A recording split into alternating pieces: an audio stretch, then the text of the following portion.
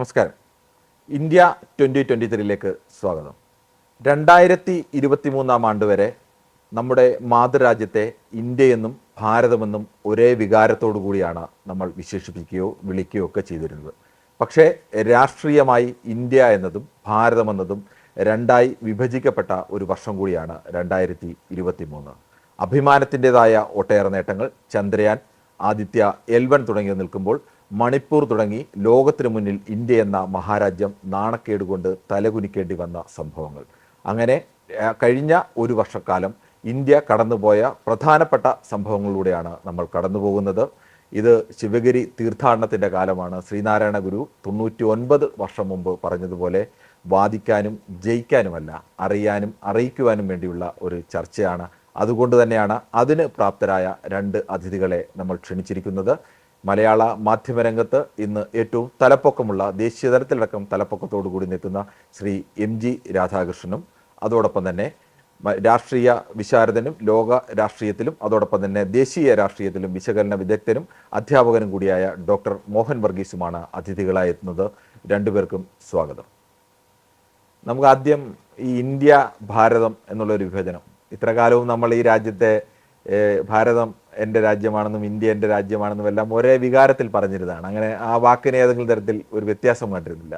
ഇപ്പോൾ അതിനൊരു വ്യത്യാസം വന്നിരിക്കുന്നു. അത് ഇന്ത്യ മുന്നണി എന്നൊരു മുന്നണി സംവിധാനത്തെ അങ്ങനെ ഒരു പേര് വന്നതുമായി ബന്ധപ്പെട്ടൊക്കെയാണ്. തരത്തിൽ എനിക്ക് തോന്നുന്നത് ഏറ്റവും വലിയൊരു രാജ്യത്തിൻ്റെ ഒരു ചരിത്രത്തിലൊരു മാറ്റം എന്ന് പറയുന്നത് ഈ 2 പേരും 2 രാഷ്ട്രീയക്കാരുടേതാണ് എന്നുള്ളൊരു തോന്നലിലേക്കൊക്കെ വന്നിരിക്കുന്നത്. അത് ഇന്ത്യ മുന്നണിയുമായിട്ടൊക്കെ ബന്ധപ്പെട്ടതാണെന്ന് തോന്നുന്നു. എന്താണ് ആ വിഷയത്തിൽ നമുക്ക് വിശദീകരിക്കാനുള്ളത്? ഇന്ത്യ മുന്നണിയുടെ രൂപീകരണവും ഈ ഭാരത് ഇന്ത്യ തമ്മിലൊരു ബന്ധമുണ്ട് എന്ന് സാങ്കേതികമായിട്ടോ അല്ലെങ്കിൽ ഒരു അടിയന്തരമായിട്ടുള്ള ഒരു കാരണം നോക്കുകയാണെങ്കിൽ പറയാം എന്ന് സമ്മതിക്കുമ്പോൾ തന്നെ ഇത് ഇന്ത്യയും ഭാരതും ഇങ്ങനെയുള്ള 2 സംജ്ഞകളുടെ ഒരു എവല്യൂഷൻ, ഒരു പരിണാമം കുറച്ചു കാലമായിട്ടുള്ളതാണ്.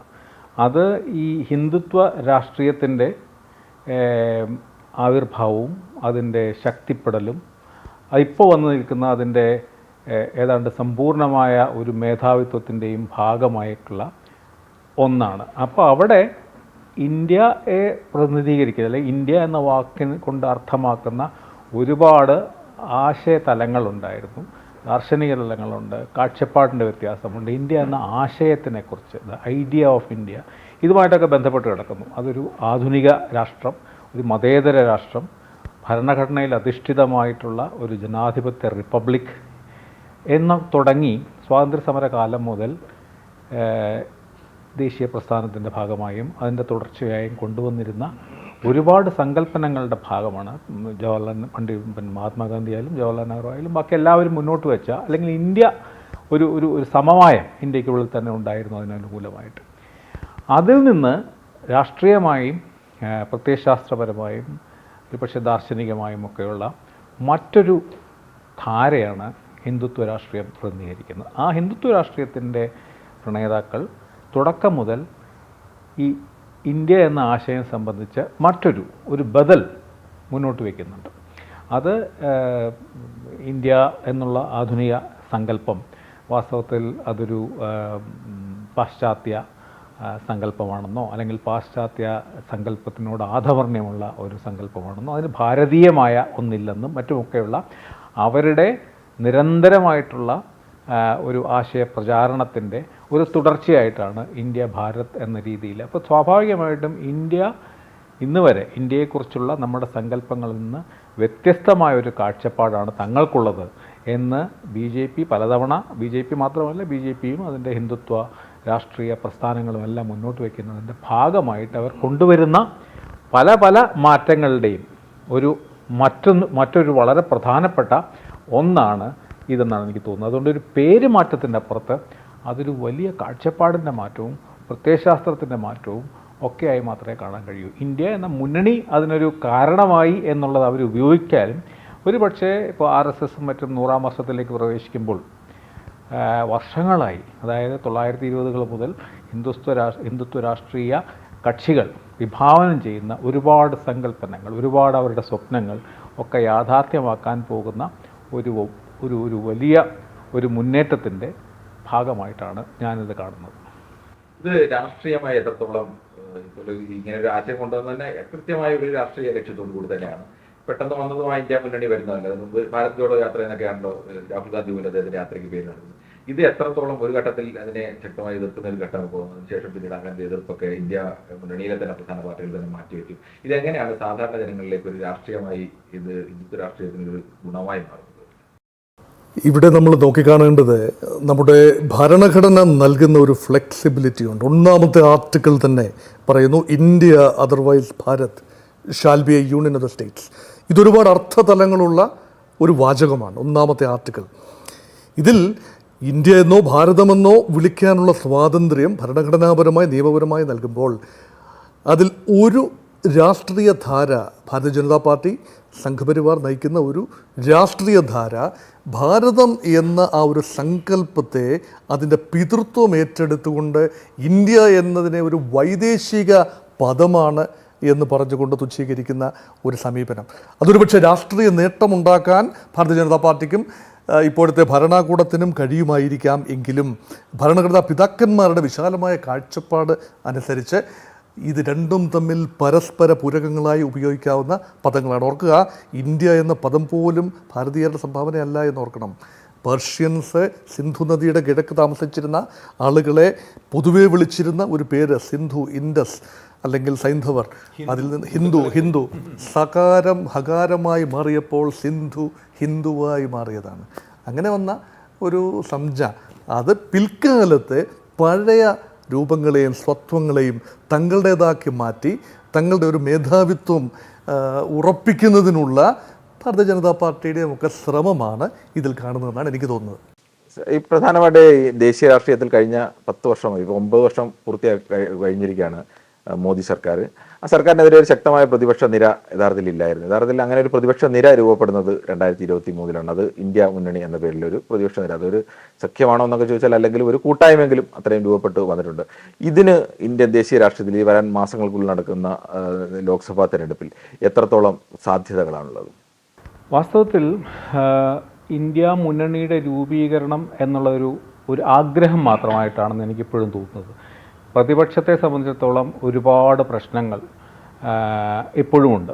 പ്രതിപക്ഷം തമ്മിലുള്ള പ്രശ്നങ്ങൾ ഇപ്പോൾ പോലും അതിൻ്റെ ചില പ്രധാന കക്ഷികൾ ഈ തെരഞ്ഞെടുപ്പിൻ്റെ അടുത്തെത്തുമ്പോൾ എവിടെ എത്തും എന്നുള്ളതിനെപ്പറ്റി നമുക്ക് യാതൊരു രൂപവുമില്ല. ഇപ്പോൾ നിതീഷ് കുമാറിൻ്റെ ഏറ്റവും പ്രധാനപ്പെട്ട നേതാവായിട്ട് ഒരുപക്ഷേ പ്രധാനമന്ത്രി സ്ഥാനത്തേക്ക് ഉയർത്തിക്കാട്ടാൻ സാധ്യതയുണ്ടെന്ന് കരുതപ്പെടുന്ന നിതീഷ് കുമാർ ഇപ്പോൾ വാസ്തവത്തിൽ ഒരു പടി വലത്തോട്ട് ഭാഗത്തേക്ക് ഈ NDA ഭാഗത്തേക്ക് തിരിയുകയാണ് എന്നുള്ളൊരു തിരിയണമെന്നില്ല. പക്ഷേ പറഞ്ഞു വരുന്നത് എന്താണെന്ന് വെച്ചാൽ ഈ പ്രതിപക്ഷത്തിൻ്റെ ഒരു പ്രത്യയശാസ്ത്രപരമായിട്ടുള്ള ഒരു ഐക്യം അല്ലെങ്കിൽ അതിൻ്റെ ഒരു ആന്തരിക ബലം അല്ലെങ്കിൽ ആന്തരികമായിട്ടുള്ള അതിൻ്റെ ഒരു ചേരുവ ഒന്നും ഇപ്പോഴും ചേർന്നിട്ടില്ല. അതുകൊണ്ട് ഉണ്ടാവില്ല, തെരഞ്ഞെടുപ്പിന് മുമ്പ് ഉണ്ടാവില്ല എന്നൊന്നും മറ്റും പറയുന്നില്ല. കാരണം ഇതിനു മുമ്പും പല മുന്നണികളും പല പ്രതിപക്ഷ സഖ്യങ്ങളും രൂപം കൊണ്ടത് അതിൻ്റെ അവസാനത്തെ ദിവസങ്ങളിലാണ്. ഒന്നുകിൽ അങ്ങനെയാവാം, അതല്ലെങ്കിൽ അതിന് മുമ്പും ഇപ്പോൾ ജനതാ പാർട്ടി ഉണ്ടായതുപോലെയോ അല്ലെങ്കിൽ അങ്ങനത്തെയുള്ള പല സാധ്യതകളൊക്കെ ഉണ്ട്. പക്ഷേ പ്രശ്നം എന്താണെന്ന് വെച്ചാൽ ഇവരെ എല്ലാവരെയും ഒന്നിപ്പിക്കുന്ന ഒരു രാഷ്ട്രീയമോ ഒന്നിപ്പിച്ച് നിർത്താനുള്ള ഒരു നേതാവോ, പ്രത്യേകിച്ച് മറുപക്ഷത്ത് NDAയുടെ പക്ഷത്ത് അല്ലെങ്കിൽ BJPയുടെ പക്ഷത്ത് ഇത് രണ്ടും വളരെ ശക്തമാണ്. അവരുടെ പ്രത്യയശാസ്ത്രം നിങ്ങൾ യോജിച്ചാലും യോജിച്ചില്ലെങ്കിലും അതിശക്തമായിട്ടുള്ള കൃത്യമായ നിലപാടുകളുള്ള ഒരു ഐഡിയോളജിയുണ്ട്. അതിപ്രബലനായ, ഭയപ്പെടുത്തുന്ന പോലെ അപായകരമായ ശക്തിയുള്ള ഒരു നേതാവുമുണ്ട്. ഇത് രണ്ടിൻ്റെയും അഭാവം ഇന്ത്യ മുന്നണിക്ക് വളരെ കാര്യമായ ദോഷം ചെയ്യുന്നുള്ളതിന് സംശയമില്ല.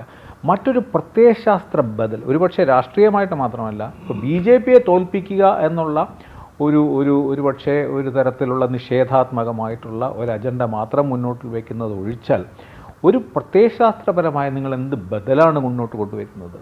അതിന് ഒരു നേതാവിന് പകരം വയ്ക്കാൻ, ഈ നരേന്ദ്രമോദിയെ പോലെയുള്ള ഒരു അതിപ്രബലനായ നേതാവിന് പകരം വയ്ക്കാൻ നിങ്ങൾക്കൊരു നേതാവുണ്ട്. ഇതിനു മുമ്പ് അങ്ങനെ ആയിരുന്നില്ല. ഞാൻ പറഞ്ഞ വലിയ ഇന്ദിരാഗാന്ധിയുടെ ഒരിക്കലും ചോദ്യം ചെയ്യപ്പെടാൻ സാധ്യതയില്ല എന്ന് കരുതപ്പെട്ടിരുന്ന അടിയന്തരാവസ്ഥയ്ക്ക് ശേഷം അത്ഭുതകരമായ ഒരു ഐക്യമാണ് പ്രതിപക്ഷത്തുണ്ടായിരുന്നത്. പക്ഷേ അവിടെ രണ്ട് കാര്യവും ഉണ്ടായിരുന്നു. ഒന്ന്, നേതാവ് ജയപ്രകാശ് നാരായണനെ പോലെ ഇന്ത്യയിലെ ഏറ്റവും പ്രധാനപ്പെട്ട ഒരുപക്ഷെ അന്നത്തെ ജീവിച്ചിരുന്ന നേതാക്കളിൽ ഏറ്റവും തലപ്പൊക്കമുണ്ടായിരുന്ന ഒരു നേതാവിൻ്റെ സാന്നിധ്യം. മറ്റൊന്ന് അമിതാധികാരത്തിനെതിരെ, ജനാധിപത്യ വിരുദ്ധതയ്ക്കെതിരെ ഉണ്ടായ ഒരു പ്രത്യയശാസ്ത്രപരമായ ഒരു ഐക്യം. ഇത് രണ്ടും ഉണ്ടായിരുന്നു. ഇതിനുശേഷം നിങ്ങൾ വി പി സിംഗിനെ നോക്കും, അല്ലെങ്കിൽ ജനതാ പാർട്ടി ബി ജെ പിയിൽ തന്നെ വരുന്നത് അതിശക്തരായ നേതാക്കളുണ്ടായിരുന്നു. വാജ്പേയി ഉണ്ടായിരുന്നു, അദ്വാനി ഉണ്ടായിരുന്നു, ഇപ്പോൾ നരേന്ദ്രമോദിയുണ്ട്. അപ്പോൾ ഇവരുടെയൊക്കെ സാന്നിധ്യം അവിടെയുണ്ട്. അപ്പോൾ ഒരു നേതാവിൻ്റെയും ഒരു പ്രത്യയശാസ്ത്രത്തിൻ്റെയും അഭാവം ഇന്ത്യ മുന്നണിയെ കാര്യമായി ഉലയ്ക്കുന്നുണ്ട്. ചിലപ്പോൾ അത് ഏതെങ്കിലും രീതിയിലൊക്കെ മറികടക്കില്ല എന്ന് ഞാൻ പറയുന്നില്ല, ഏതെങ്കിലും രീതിയിലൊക്കെ ഉണ്ട്. പക്ഷേ അതൊരു വലിയ പ്രശ്നമാണ്. അതല്ലെന്നുണ്ടെങ്കിൽ ഇപ്പോൾ ദക്ഷിണേന്ത്യയും പൂർവേന്ത്യയും ഏതാണ്ട് പൂർണ്ണമായിട്ടും ബി ജെ പിയുടെ കൈപ്പിടിക്ക് അപ്പുറത്താണ് എന്നുള്ള വലിയൊരു അനുകൂല ഘടകമുണ്ട്. ഇതിനെയൊക്കെ ഒന്നിച്ച് കൊണ്ടുവന്ന് ഈ പറഞ്ഞ പ്രശ്നങ്ങളും മറ്റും പരിഹരിക്കുകയാണെങ്കിൽ ഒരുപക്ഷെ ഇന്ത്യ മുന്നണിക്ക് വലിയ സാധ്യതയാണ്. അതിപ്പോഴുമുണ്ട്, അതുകൊണ്ട് എഴുതിത്തള്ളാറായിട്ടില്ല എന്നുള്ളതിനെപ്പറ്റി സംശയമില്ല. പക്ഷേ വളരെ ഒരു എന്താ പറയുക, സാധ്യതകൾ മങ്ങിയാണ് ഞാൻ കാണുന്നത്. ഈ 1ഉം 2ഉം യു പി എ സർക്കാരുകൾ സാധ്യമായ യഥാർത്ഥത്തിൽ എന്നാൽ യു പി എ സർക്കാർ പൂർണ്ണമായും ഇലക്ഷൻ റിസൾട്ട് വന്നതിന് ശേഷമാണ് സാധ്യമായത്. ഇവരെല്ലാവരും പരസ്പരം മത്സരിച്ച പാർട്ടികളെല്ലാം കൂട്ടിയോജിപ്പിച്ചുകൊണ്ടാണ് അന്ന് സുർജിത്തിൻ്റെ ഇടയ്ക്ക് നേതൃത്വത്തിൽ സോണിയാഗാന്ധിയെ മുൻനിർത്തിക്കൊണ്ട് ഇങ്ങനെ ഒരു സഖ്യം സാധ്യമാക്കിയത്. ഇപ്പോൾ അതിന് മുമ്പെങ്കിലും അങ്ങനെ ഒരു ആശയം വരുന്നുണ്ട്. അപ്പോൾ അത് കണക്കുകൾ നോക്കിയാൽ, കഴിഞ്ഞ ലോക്സഭാ തെരഞ്ഞെടുപ്പിൻ്റെ കണക്കുകൾ നോക്കിയാൽ ബി ജെ പിയുടെ മുന്നണിയുടെ കണക്കിനോടൊപ്പം നിൽക്കാൻ കഴിയുന്ന കണക്കുകൾ ഇവർക്കുണ്ട്. ഈ കണക്കുകൾ എത്രത്തോളം യാഥാർത്ഥ്യമാവാൻ സാധ്യതയുണ്ട്? ഇന്ത്യയുടെ രാഷ്ട്രീയ നഭോമണ്ഡലത്തിൽ 2 ചിന്താധാരകളാണ് ഇപ്പോഴുള്ളത്.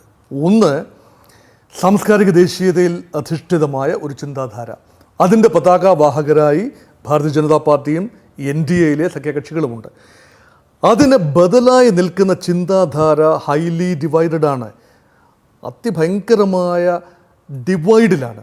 പക്ഷെ ആദ്യം പറഞ്ഞ മുൻനിര ധാരയ്ക്ക് 39% വോട്ടാണ് 2019 തെരഞ്ഞെടുപ്പിലുള്ളത്. അപ്പോൾ അതിനർത്ഥം 61% ജനങ്ങൾ ഭാരതത്തിൽ BJP ഇതര NDA ഇതര ചിന്താധാരയിൽപ്പെട്ടവരാണ്. അങ്ങനെ നോക്കുമ്പോൾ ഈ കക്ഷികൾക്ക്, BJP ഇതര NDA ഇതര കക്ഷികൾക്ക് ഒരുമിച്ചൊരു പ്ലാറ്റ്ഫോമിൽ ഒരു കോമൺ മിനിമം പ്രോഗ്രാമിൻ്റെ അടിസ്ഥാനത്തിൽ വരാൻ സാധിച്ചാൽ തീർച്ചയായും ഇലക്ട്രൽ സക്സസ് ആകും എന്ന കാൽക്കുലേഷനിൽ നിന്നുകൊണ്ടാണ് പെട്ടെന്നൊരു മുന്നണി രൂപീകരിക്കുന്നത്. 2023 ഏറ്റവും നിർണായക രാഷ്ട്രീയ നീക്കമെന്ന് പറയുന്ന ഒരുപക്ഷെ ഇന്ത്യ മുന്നണിയുടെ രൂപീകരണമായിരിക്കും. പക്ഷേ ഇവിടെ ഓർക്കുക, ഇവിടെ തീവ്ര ഇടത് കക്ഷികളുണ്ട്, തീവ്ര വലതുപക്ഷ കക്ഷികളുണ്ട്, ഹിന്ദുത്വ രാഷ്ട്രീയം തന്നെ പയറ്റുന്ന ഉദ്ധവ് താക്കറെയുടെ ശിവസേനയുണ്ട്, ഇടതുപക്ഷ പ്രസ്ഥാനങ്ങളായ CPM-ഉം CPI-യും RSPയും ഒക്കെ ഉണ്ട്, ഒരുപാട് മധ്യ നിലവാരം പുലർത്തുന്ന കോൺഗ്രസ് ഉണ്ട്, പ്രാദേശിക കക്ഷികൾ അനേകമുണ്ട്. ഇവിടെ ഒരു പ്രത്യേകത, NDAയുടെ തലപ്പത്ത് BJP ആണ്, അനിഷേധ്യമായ നേതാവുണ്ട്, അത് നരേന്ദ്രമോദിയാണ്. പക്ഷേ UPIക്ക് അങ്ങനെ കേന്ദ്രീകൃതമായ ശക്തമായ ഒരു പാർട്ടിയില്ല. BJPക്ക് ബദലായി നിൽക്കാൻ തക്ക വലിപ്പം ഇന്ന് പല കാരണങ്ങളാലും ഇന്ത്യൻ നാഷണൽ കോൺഗ്രസ്സിന് നഷ്ടപ്പെട്ടുകൊണ്ടിരിക്കുന്നു. പ്രത്യേകിച്ചും ഹിന്ദി ഹൃദയഭൂമിയിൽ സംഭവിച്ചിരിക്കുന്ന ആ ഒരു ഇറോഷൻ ഓഫ് പൊളിറ്റിക്കൽ ബേസ്, ആ റെയിൻബോ കോയലീഷൻ്റെ കോൺഗ്രസ് വളരെ കഷ്ടപ്പെട്ട് കെട്ടിപ്പൊക്കിയ ആ മഴവിൽ കോയലീഷൻ്റെ തകർച്ചയോടുകൂടി കോൺഗ്രസിൻ്റെ പ്രസക്തി തുലോം പരിമിതപ്പെടുകയും ഘടക കക്ഷികൾ ശക്തമായി വരികയും ചെയ്യുന്നു. ഇവിടെ NDAക്ക് a strong central party call BJP and weak allies. മറുവശത്ത് INDA മുന്നണിക്ക് ഒരു ഇൻക്ലൂസീവ് മുന്നണിയാണ്, ഇന്ത്യൻ നാഷണൽ ഡെമോക്രാറ്റിക് ഇൻക്ലൂസീവ്, എല്ലാവരെയും ഉൾക്കൊള്ളുന്ന മുന്നണി എന്നാണല്ലോ പേര്. ഇവിടെ ഉൾക്കൊള്ളുമ്പോൾ തമിഴ്നാട്ടിലെ DMKയും ഉത്തർപ്രദേശിലെ സമാജ്വാദി പാർട്ടിയും ബീഹാറിലെ രാഷ്ട്രീയ ജനതാദളും ജനതാദൾ യുണൈറ്റഡും ബംഗാളിലെ മമതാ ബാനർജിയുടെ തൃണമൂൽ കോൺഗ്രസും എല്ലാം ശക്തമായ പ്രാദേശിക കക്ഷികൾ തന്നെയാണ്. അതുകൊണ്ട് ഇവിടെ പ്രധാനമന്ത്രി പദത്തിനു വേണ്ടി പിടിവലി സംഭവിക്കാനും മൂപ്പിളമ തർക്കങ്ങളാൽ സ്വയം തകരാനുമുള്ള ഏറെ സാധ്യതയുള്ള ഒരു ഫ്രജൈൽ കോയലീഷനാണ് ഇനിയും യുദ്ധമുന്നണിയിൽ മാറ്റുരച്ചിട്ടില്ലാത്ത ഒരു മുന്നണി കൂടിയാണ് ഇന്ത്യ മുന്നണി. പക്ഷേ 2024 തെരഞ്ഞെടുപ്പ് ഇന്ത്യ മുന്നണിയുടെ പ്രകടനത്തെ രാജ്യം സാഗൂതം വീക്ഷിക്കാൻ പോവുകയാണ്.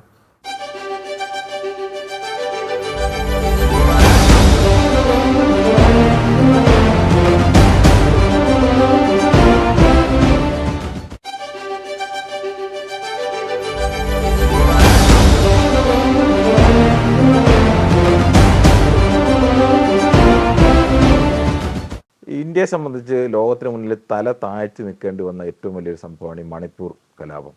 മണിപ്പൂരിൽ അതിനെ യഥാസമയത്ത് കേന്ദ്ര സർക്കാരിന് ഇടപെടാനോ സംസ്ഥാന സർക്കാരിന് ഇടപെടാനോ അത് തടയാനോ ഒന്നും കഴിഞ്ഞില്ല എന്നതിനപ്പുറത്തേക്ക് സർക്കാർ തന്നെ ഒരു വിഭാഗത്തിന് സഹായം ചെയ്തു കൊടുക്കുന്ന അല്ലെങ്കിൽ അനുകൂലിക്കുന്ന നിലപാട് സ്വീകരിച്ചു എന്ന് വരുന്നു. ലോകരാജ്യങ്ങളുടെ മുന്നിലടക്കം ഒരു ഇന്ത്യ പോലെ അതിശക്തമായി വളർന്നുകൊണ്ടിരിക്കുകയാണെന്ന് പറയുന്നു, അഭിമാനം എല്ലാ തരത്തിലും ഉയരുന്നു എന്നൊക്കെ പറയുന്നു. അപ്പോഴാണ് ആഭ്യന്തര കലാപത്തെ പോലും അല്ലെങ്കിൽ അതിനെ ഇല്ലാതാക്കാൻ അല്ലെങ്കിൽ പരിഹരിക്കാൻ കഴിയാതെ ഇന്നും മണിപ്പൂർ ഒരു മുറിവായിട്ട് നിൽക്കുകയാണ്. പക്ഷെ അത് എവിടെയും പിന്നീട് നടന്ന നോർത്ത് ഈസ്റ്റിലടക്കം നടന്ന തെരഞ്ഞെടുപ്പിൽ പോലും അത് പ്രതിഫലിക്കുന്നില്ല എന്നുള്ള അവസ്ഥ കൂടിയുണ്ട്. എന്താണ് യഥാർത്ഥത്തിൽ സംഭവിക്കുന്നത്? വാസ്തവത്തിൽ നമ്മുടെ ജനാധിപത്യം, നമ്മുടെ തെരഞ്ഞെടുപ്പ് രാഷ്ട്രീയം, ഇതെല്ലാം ഒരു അസാധാരണമായ ഒരു പുതിയ ഘട്ടത്തിലൂടെ കടന്നു പോവുകയാണ്. ഇവിടെ നമ്മുടെ ജനങ്ങൾക്ക് പരമ്പരാഗതമായി നമ്മൾ കരുതുന്ന ചില നിലപാടുകളുണ്ട്. അവരുടെ ജീവിതത്തെ, ദൈനംദിന ജീവിതത്തെ ബാധിക്കുന്ന പ്രശ്നങ്ങൾ ഉണ്ടാകുമ്പോൾ ഒക്കെ വാസ്തവത്തിൽ അവർ ഒരു രാഷ്ട്രീയമായ ഒരു നിലപാട്, ആ തെറ്റായ അല്ലെങ്കിൽ അവർക്കുണ്ടായ ബുദ്ധിമുട്ടുകൾക്ക് കാരണക്കാരായ ഭരണകക്ഷിയെ ശിക്ഷിക്കുക, ഭരണകക്ഷിക്ക് പാഠം പഠിപ്പിക്കുക, അവരെ അധികാരത്തിൽ മാറ്റുക എന്നൊക്കെയുള്ളതാണ് പരമ്പരാഗതമായ ജനാധിപത്യ വ്യവസ്ഥയിലെ രീതികൾ. പക്ഷേ ഇന്ത്യയിൽ സമീപകാലത്തുണ്ടായിരിക്കുന്നത് അതിൽ നിന്ന് വ്യത്യസ്തമായ ഒരു രാഷ്ട്രീയ ഒരു പൊളിറ്റിക്കൽ ചേഞ്ച് ജനങ്ങളുടെ ഇടയിലും വോട്ടർമാരുടെ ഇടയിൽ കാണുന്നുണ്ട്. അതൊരു പക്ഷേ നമ്മളിന്ന് ലോകത്ത് പലയിടത്തും കാണുന്നതാണ് ഈ പുതിയ തരത്തിലുള്ള ചില പുതിയ ഘടകങ്ങൾ. കാരണം അടിയന്തരാവസ്ഥക്കെതിരായിട്ടുള്ള വികാരം ഉണ്ടാക്കിയ ഒരു കാലം ഉണ്ടായിരുന്നു, അതൊക്കെ ഉണ്ടായിരുന്നു. പക്ഷേ ഇപ്പോൾ കാരണം ചില അടിസ്ഥാനപരമായ ഒരു കാഴ്ചപ്പാട് മാറ്റങ്ങൾ ഉണ്ടാവുന്നത് നമ്മളിപ്പോൾ വ്യക്തമായി കാണാം. ഇപ്പോൾ അതായത് ഇപ്പോൾ ഡിമോണിറ്റൈസേഷൻ പോലൊരു സംഭവം, ഡിമോണിറ്റൈസേഷൻ പോലെ എല്ലാ തലത്തിലുള്ള ജനങ്ങളെ വല്ലാതെ ബാധിച്ച മറ്റൊരു നടപടി ഒരു കേന്ദ്ര ഗവൺമെൻറ്റിൻ്റെ ഭരണാധികാരികളിൽ നിന്നുണ്ടായ നടപടി അധികം ഉണ്ടായിട്ടില്ല ഇന്ത്യയിൽ. എന്നിട്ട് പോലും അതിനുശേഷവും നമ്മൾ കാണുന്നത് BJPയുടെ വൻപിച്ച വിജയമാണ്. അതിങ്ങനെ പല സ്ഥലങ്ങളിലും കാണാം. അപ്പോൾ അതിന് കാരണം ഞാൻ പറയുന്നത് ദൈനംദിന ജീവിതത്തെ നേരിട്ട് ബാധിക്കുന്ന പ്രശ്നങ്ങൾക്ക് രാഷ്ട്രീയ മാറ്റത്തിന് അനുകൂലമായി ചിന്തിക്കുന്നതിൽ ചില മാറ്റം വന്നിരിക്കുന്നു. അതിനൊരു കാരണം വർഗീയതയുടെ സാന്നിധ്യമാണ്. കാരണം എന്ത് തെറ്റ് ചെയ്താലും സാമ്പത്തിക നയങ്ങളിലോ രാഷ്ട്രീയ നയങ്ങളിലോ എന്തൊക്കെ തെറ്റുകളുണ്ടെങ്കിലും ഇതൊരു ഭൂരിപക്ഷ മത വിശ്വാസത്തിൻ്റെ പ്രതീകമായ ഒരു സർക്കാരാണെന്നും മറ്റെല്ലാ പ്രശ്നങ്ങൾക്കും അപ്പുറത്ത് നമ്മളോട് ചേർന്ന് നിൽക്കുന്ന, നമ്മുടെ മതത്തിൽ വിശ്വസിക്കുന്ന, നമ്മുടെ മതത്തിൻ്റെ നായകരായ ഒരു വിഭാഗത്തിൻ്റെ സർക്കാരാണെന്നുള്ളതും മറ്റെല്ലാ തെറ്റുകളെയും മറന്നുകൊണ്ട് ഒരു വലിയ വിഭാഗം ജനതയ്ക്ക് ഇതുവരെ ഉണ്ടായിരുന്നത് ബുദ്ധി കൊണ്ടുള്ള മാറ്റങ്ങൾ, ഇത് നേരെ മനസ്സിനെ എക്സ്പീരിയൻഷ്യൽ ആയിട്ടുള്ളൊരു അവസ്ഥയാണ് ഉണ്ടാകുന്നത്. നിങ്ങളുടെ മനസ്സിനെ, നിങ്ങളുടെ ഹൃദയത്തെ, അതായത് നിങ്ങളുടെ ഐഡൻറ്റിറ്റി എന്ന് നിങ്ങൾ വിശ്വസിക്കുന്ന മതവിശ്വാസത്തെ ഒക്കെ അപ്പീൽ ചെയ്യുന്ന തരത്തിലുള്ള ഒരു രാഷ്ട്രീയം വരുമ്പോൾ പലപ്പോഴും അങ്ങനെ സംഭവിക്കാറുണ്ട്. അപ്പോൾ അതൊരു വശം. രണ്ടാമത്തെ വശം ഒരു ബദൽ കാണാത്തതുമാണ് ഒരു പ്രധാനപ്പെട്ട പ്രശ്നമാണ്. ഇവർക്ക് പകരം വരാൻ ആരാണ് മുമ്പോട്ട് വരുന്നത്? ഏത് പ്രസ്ഥാനമാണ്? ഏത് പ്രത്യയശാസ്ത്രമാണ്? ഏത് നേതാവാണ്? അങ്ങനെ ഒരു ഓൾട്ടർനേറ്റീവ് ഇല്ലാത്ത, ഒരു ബദൽ ഇല്ലാത്ത വളരെ ഒരു സന്നിഗ്ധമായിട്ടുള്ള രാഷ്ട്രീയ കാലാവസ്ഥയിൽ തീർച്ചയായിട്ടും നിലനിൽക്കുന്ന വ്യവസ്ഥയ്ക്ക്, സ്റ്റാറ്റസ് കോയ്ക്ക് അനുകൂലമായി ജനം നിരന്തരം അനുകൂലമായിട്ട് പ്രവർത്തിക്കുക. അപ്പോൾ ഈ വർഗീയത എന്നുള്ള ഒരു ഘടകം കൊണ്ടുവന്നിരിക്കുന്ന ഒരു കാഴ്ചപ്പാട് മാറ്റം, ഇത് എന്ത് തെറ്റ് ചെയ്താലും ഇത് നമ്മളുടെയാണ് സർക്കാർ, ഈ സർക്കാരിനെ നിലനിർത്തേണ്ടത് നമ്മളാണ് എന്നുള്ള രീതിയിൽ സമൂഹത്തെ മതവൽക്കരിക്കുകയും ആ മതപരമായിട്ടുള്ള രാഷ്ട്രീയത്തെ മുന്നോട്ട് കൊണ്ടുവയ്ക്കുന്നതും ചെയ്തതിൻ്റെ ഫലമായിട്ടാണ് ഞാൻ കാണുന്നത്. ഇങ്ങനെ ഈ രണ്ട് പ്രശ്നങ്ങളും കാരണമാണ് ഇത് വീണ്ടും വീണ്ടും ആവർത്തിക്കുന്നത്. ഈ മണിപ്പൂർ പോലെയുള്ള ഒരു പ്രധാനപ്പെട്ട സംഭവം ഉണ്ടായാലും അതല്ല അതിനപ്പുറത്തുള്ള വലിയ സംഭവങ്ങളുണ്ടായാലും സാധ്യത ഇപ്പോഴും ഈ ഹെജിമനൈസ് ചെയ്യുന്ന ഒരു രാഷ്ട്രീയമായിട്ടും പ്രത്യയശാസ്ത്രപരമായിട്ടും ഇന്ത്യൻ സമൂഹത്തിൽ വളരെ ഒരു നെടുനായകത്വം വഹിക്കുന്ന ഒരു പുതിയ രാഷ്ട്രീയത്തിന്, പ്രത്യയശാസ്ത്രത്തിന് അനുകൂലമായി ഒരു വലിയ വിഭാഗം, അതിൻ്റെ അർത്ഥം നേരത്തെ ഡോക്ടർ മോഹൻ വർഗീസ് പറഞ്ഞ പോലെ ഇപ്പോൾ ഈ പറഞ്ഞ പോലെ 39% ഇപ്പോൾ ഉള്ളൂ എന്നുള്ളത് ശരിയാണ്. 61% ഇപ്പോഴും BJPക്ക് അനുകൂലമായി ചിന്തിക്കാത്തവരാണ്, അല്ലെങ്കിൽ അനുകൂലമായി വോട്ട് ചെയ്യാത്തവരാണ്. പക്ഷേ അപ്പുറത്തുള്ള ശൈഥില്യം, ആ നേതൃത്വത്തിൻ്റെ അഭാവം, മറ്റൊരു ബദൽ പ്രത്യയശാസ്ത്രത്തിൻ്റെ അഭാവം, ഇതൊക്കെ കാണിക്കുന്നത് ഈ നിലവിലുള്ള വ്യവസ്ഥയ്ക്ക് അനുകൂലമായിട്ട് തന്നെ വീണ്ടും ഒരു കാലം വരെയെങ്കിലും ഇനിയും കാര്യങ്ങൾ പോകുമെന്നാണ് എനിക്ക് തോന്നുന്നത്. ഇതുമായിട്ട് ബന്ധപ്പെട്ട് തന്നെ ചോദിച്ചാൽ ഈ വർഷം പ്രധാനമായി നടന്ന തെരഞ്ഞെടുപ്പുകൾ, ആദ്യം 3 നോർത്ത് ഈസ്റ്റ് സംസ്ഥാന തെരഞ്ഞെടുപ്പ്, പിന്നീട് കർണാടകയിലാണ് കോൺഗ്രസ് ഒരു വലിയ വിജയം ഉണ്ടായിരുന്നത്. പിന്നീട് നടന്ന 5 സംസ്ഥാന തെരഞ്ഞെടുപ്പിലെ കോൺഗ്രസിനെ സംബന്ധിച്ച് വലിയ പ്രതീക്ഷയായിരുന്നു. ഇപ്പോൾ ഛത്തീസ്ഗഡിലൊക്കെ അവരുടെ ഭരണത്തിനെതിരായ ഒരു വികാരം ഉണ്ടാവേണ്ട, പുറത്തുനിന്ന് നോക്കുന്നവർക്ക് ഒരു സാധ്യതയും ഇല്ലാത്തൊരു സംസ്ഥാനം. രാജസ്ഥാനിലായി പോലും അത്തരത്തിൽ രാജസ്ഥാനിലെ വോട്ടിംഗ് ശതമാനത്തിലൊക്കെ പറയുന്നത് പോലെ കോൺഗ്രസ് കഴിഞ്ഞ തവണ നേടിയ വോട്ടിനേക്കാൾ 0.5% വോട്ട് കൂടുതൽ നേടുകയായിരുന്നു. പക്ഷേ അപ്പോഴും മധ്യപ്രദേശ് ആയാലും രാജസ്ഥാനായാലും എല്ലാം പരാജയപ്പെടുന്ന അവസ്ഥ, ഛത്തീസ്ഗഡ് പരാജയപ്പെടുന്ന അവസ്ഥ, ആകെ തെലങ്കാന മാത്രമാണ് പിടിച്ചു നിൽക്കാനെങ്കിലും കഴിഞ്ഞത്. അത് ഒരു പ്രധാന ഇനി വരുന്ന ഒരു രാഷ്ട്രീയത്തിൻ്റെ ഒരു സൂചന കൂടിയാണോ? 2024 വർഷം ഫൈനൽ നടക്കേണ്ട ഒരു വർഷമാണ്. ലോക്സഭാ തെരഞ്ഞെടുപ്പിൻ്റെ ഗ്രാൻഡ് ഫിനാലെ. അതിനു മുൻപുള്ള സെമി ഫൈനലുകളാണ് ഇപ്പോൾ നടന്നത്. 2023 വർഷം നടന്നത്. വടക്ക് കിഴക്കൻ സംസ്ഥാനങ്ങളിൽ ത്രിപുര, മേഘാലയ, മിസോറാം എന്നീ സംസ്ഥാനങ്ങൾ തെരഞ്ഞെടുപ്പിന് പോയി. അവിടെ ഭാരതീയ ജനതാ പാർട്ടി എങ്ങനെ പെർഫോം ചെയ്യും എന്നത് സബ് കോണ്ടിനെൻ്റൽ ഇന്ത്യ വളരെ സാഹൂതം വീക്ഷിച്ചൊരു കാര്യമാണ്. അവിടെ കാര്യമായ പരിക്കില്ലാതെ തന്നെ മേഘാലയയിലും ത്രിപുരയിലും ഭാരതീയ ജനതാ പാർട്ടിക്ക് തങ്ങളുടെ വേരുകൾ നിലനിർത്താൻ കഴിഞ്ഞു. പക്ഷെ മണിപ്പൂർ കലാപത്തിൻ്റെ അലയൊലികൾ മിസോറാമിനെ എങ്ങനെ ബാധിക്കും എന്നതായിരുന്നു നോക്കിയത്. പക്ഷേ അവിടെ ഒരു പ്രാദേശിക കക്ഷി അവിടെ അധികാരത്തിലേറി ഭാരതീയ ജനതാ പാർട്ടി അവിടെ ഉണ്ടായിരുന്ന ബേസ് കുറച്ചുകൂടി വിപുലമാക്കുന്ന കാഴ്ചയും കോൺഗ്രസിൻ്റെ ബേസ് ഇറോഡ് ചെയ്യുന്ന കാഴ്ചയും നമ്മൾ കണ്ടു. അതുകൊണ്ട് കൺക്ലൂസീവായി നോർത്ത് ഈസ്റ്റ് ഇന്ന രീതിയിൽ ചിന്തിക്കുന്നു എന്ന് പറയാവുന്ന ഒരു ഘട്ടത്തിലായിട്ടില്ല തെരഞ്ഞെടുപ്പ് രാഷ്ട്രീയത്തിൽ നോക്കുമ്പോൾ. എന്നാൽ മെയിൻലാൻഡ് ഇന്ത്യയിലേക്ക് വരുമ്പോൾ മധ്യഭാരതം തെരഞ്ഞെടുപ്പിലേക്ക് പോയ വർഷമാണ്. മധ്യപ്രദേശ്, രാജസ്ഥാൻ, ഛത്തീസ്ഗഡ് തെരഞ്ഞെടുപ്പുകൾ ഹിന്ദി ഹൃദയഭൂമി. അവിടെ രണ്ട് പാർട്ടികളാണ് നേരിട്ട് മാറ്റുരയ്ക്കുന്നത്, ഭാരതീയ ജനതാ പാർട്ടിയും ഇന്ത്യൻ നാഷണൽ കോൺഗ്രസും. അവിടെ ഇന്ത്യൻ നാഷണൽ കോൺഗ്രസിനെ കടപുഴക്കിക്കൊണ്ട് രാജസ്ഥാനിലും മധ്യപ്രദേശിലും ഛത്തീസ്ഗഡിലും തെരഞ്ഞെടുപ്പ് ജയിക്കാൻ ഭാരതീയ ജനതാ പാർട്ടിക്ക് കഴിഞ്ഞുവെങ്കിലും കോൺഗ്രസിൻ്റെ ബേസ് പൂർണ്ണമായി നഷ്ടപ്പെട്ടിട്ടില്ല എന്നത് ഒരു രജതരേഖയായി അവശേഷിക്കുന്നു. നേരത്തെ കിരൺ സൂചിപ്പിച്ചതുപോലെ രാജസ്ഥാനിൽ ഏതാണ്ട് ഇഞ്ചോടിഞ്ച് മത്സരമാണ്. ഭാരതീയ ജനതാ പാർട്ടിക്ക് വ്യക്തമായ ഭൂരിപക്ഷം ലഭിച്ചുവെങ്കിലും വോട്ട് ഷെയറിൻ്റെ കാര്യത്തിൽ കോൺഗ്രസ് BJP അന്തരം 2% താഴെയാണ് എന്നോർക്കണം. എന്നാൽ മധ്യപ്രദേശിൽ ആൻറ്റി ഇൻകംബൻസി, ഭരണവിരുദ്ധ വികാരം കാര്യമായി ഏശിയിട്ടില്ല എന്ന് വേണം കരുതാൻ. എല്ലാ പ്രതീക്ഷകളും കോൺഗ്രസ് ഒരു ഭരണകൂടം ഉണ്ടാക്കും, ഗവൺമെൻറ് സൃഷ്ടിക്കും എന്നായിരുന്നു. പക്ഷേ അങ്ങനെയല്ല സംഭവിച്ചത്. അതുകൊണ്ട് തന്നെ കോൺഗ്രസിൻ്റെ സംഘടനാ സംവിധാനത്തിലെ കുറവും കമൽനാഥിൻ്റെ മൃദുഹിന്ദുത്വ സമീപനവും ഒരു വലിയ ചർച്ചാ വിഷയമായി. തീവ്ര ഹിന്ദുത്വത്തിനെതിരെ മൃദുഹിന്ദുത്വം പയറ്റിയാൽ കോൺഗ്രസ് പാർട്ടിക്ക് മുന്നോട്ട് പോകാനാവില്ല എന്ന ഒരു സൂചന കൂടിയാണ് മധ്യപ്രദേശ് നൽകുന്നത്. അതേസമയം ഛത്തീസ്ഗഡിൽ സ്ഥിതിഗതികൾ വ്യത്യസ്തമായിരുന്നു. ഭൂപേഷ് ബാഗൽ എന്ന സാമാന്യം സമ്മതനായ ഒരു ചീഫ് മിനിസ്റ്റർ, അദ്ദേഹത്തിൻ്റെ നേതൃത്വത്തിൽ കോൺഗ്രസ് വിജയം കൈവരിക്കുമെന്ന് പ്രതീക്ഷിച്ചിരുന്നുവെങ്കിലും അത് സാധിച്ചില്ല എന്ന് പറയുമ്പോൾ ചില അഴിമതി കഥകളും ചില വാതുവെപ്പ് ബെറ്റിംഗ് സ്കാമുകളും സ്വതസിദ്ധമായ കോൺഗ്രസിൻ്റെ സംഘടനാ സംവിധാനത്തിൻ്റെ ദൗർബല്യവും എല്ലാം തന്നെ കാരണങ്ങളായി ചൂണ്ടിക്കാണിക്കുക. അത് മാത്രമല്ല, ഇന്ത്യ മുന്നണിയുടെ ഘടകകക്ഷികളായ സമാജ്വാദി പാർട്ടിക്കും മറ്റ് ചില കക്ഷികൾക്കും സീറ്റ് ധാരണയിലൂടെ ഒരു പരിധിവരെ അവരെ ഉൾക്കൊള്ളിക്കാൻ ഒരു ശ്രമം നടത്താമായിരുന്നു. പക്ഷേ അത് കോൺഗ്രസിൻ്റെ ഭാഗത്തു നിന്ന് അത് ഉണ്ടായില്ല എന്നതും ഒരുപക്ഷെ വളരെ ആഴത്തിൽ ചിന്തിക്കാനുള്ള ഒരു സംഭവം കൂടിയാണ്. അതേസമയം തെലങ്കാന സംസ്ഥാനം തിരിച്ചു പിടിക്കുകയാണ്. കോൺഗ്രസ് പാർട്ടിക്ക് വേരുണ്ടായിരുന്ന അവിഭക്ത ആന്ധ്രയുടെ ഒരു ഭാഗമായ തെലങ്കാന ഇപ്പോൾ കോൺഗ്രസ് പാർട്ടി ആദ്യമായി സംസ്ഥാന രൂപീകരണത്തിന് ശേഷം ആദ്യമായി 10 വർഷത്തെ തെലങ്കാന രാഷ്ട്രസമിതിയുടെ ഭരണത്തിന് ശേഷം BRSൻ്റെ ഭരണത്തിന് ശേഷം ഇപ്പോൾ തിരിച്ചു പിടിക്കുന്ന ഒരു കാഴ്ച നമ്മൾ കാണുകയുണ്ടായി. ഇപ്പോൾ ഉയർന്നു വരുന്നൊരു ചിത്രം കർണാടക തെരഞ്ഞെടുപ്പ്, അതിന് മുമ്പ് നടന്ന കർണാടക തെരഞ്ഞെടുപ്പിൽ ഭാരതീയ ജനതാ പാർട്ടിയെ മലർത്തിയടിച്ചുകൊണ്ട് കോൺഗ്രസിന് വിജയിക്കാൻ സാധിച്ചു. 2 നേതാക്കളുടെ കോൺഗ്രസിന് ദക്ഷിണേന്ത്യയിലെ 2 നേതാക്കളെ അവിടെ ഉദയം കണ്ട വർഷം കൂടിയായിരുന്നു 2023. ഒന്ന് തെലങ്കാനയിലെ രേവന്ത് റെഡ്ഡി എന്ന മുഖ്യമന്ത്രി, 2 കർണാടകത്തിലെ DK ശിവകുമാർ എന്ന സംഘടനയുടെ ഉജ്ജ്വലനായ സംഘാടകൻ. അങ്ങനെ വരുമ്പോൾ 2 പുതിയ മുഖങ്ങൾ, പുതിയതെന്ന് പറയാനാവില്ല, പക്ഷേ 2 ശക്തമായ മുഖങ്ങളെ ദക്ഷിണേന്ത്യയിൽ കോൺഗ്രസിന് കാണിക്കാനുണ്ട്. ഇപ്പോൾ കോൺഗ്രസിൻ്റെ ബലം എന്ന് പറയുന്നത് ദക്ഷിണേന്ത്യയായി മാറിയിരിക്കുന്നു. INDA കക്ഷികൾക്ക് നേരത്തെ സാർ സൂചിപ്പിച്ചതുപോലെ കിഴക്കൻ ഇന്ത്യയിലും തെക്കൻ ഇന്ത്യയിലും ഭാരതീയ ജനതാ പാർട്ടിക്ക് ഇപ്പോഴും വേണ്ട രീതിയിൽ ആഴത്തിൽ വേരുപടർത്താൻ കഴിയുന്നില്ല. ഇന്ത്യയെ 4ആയി തിരിച്ചാൽ വടക്ക് പടിഞ്ഞാറ് പ്രദേശങ്ങളിൽ ഭാരതീയ ജനതാ പാർട്ടിയുടെ തേരോട്ടം കാണുകയും എന്നാൽ കിഴക്കും തെക്കും ഇന്ത്യ മുന്നണിക്ക് കാര്യമായ സ്വാധീനം നിലനിർത്താൻ കഴിയുകയും ചെയ്യുന്ന ഒരു കാഴ്ചയാണ് 2023 നമ്മൾ കാണുന്നത്. ഈ ഇന്ത്യയെ സംബന്ധിച്ച് 2023 ബഹിരാകാശ ഗവേഷണ രംഗത്ത് വലിയ ഒരു അഭിമാനത്തിൻ്റെ ഒക്കെ നാളുകൾ കൂടിയായിരുന്നു.